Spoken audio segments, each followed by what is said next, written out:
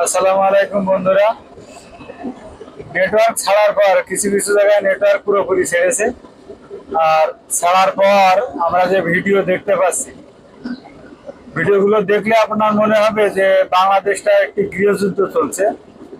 আনি ফ্লাইওভারের যে টোল প্লাজা আছে, টোল প্লাজায় মনে করেন শুধু রক্ত আর রক্ত।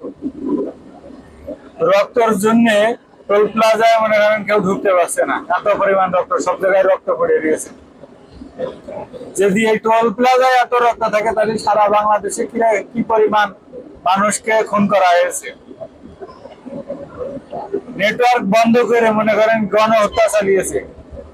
3টে 4টে হসপিটালের যে ডেট, মরে যাওয়া মানুষের যে লিস্ট থাকে, মানুষ যে মারা যাওয়ার পরে যে লিস্টটা তৈরি করে, সেই লিস্ট বুক গোয়েন্দা সংস্থার লোকজন নিয়ে চলে গেছে। বাংলাদেশে মনে করেন এখন চলছে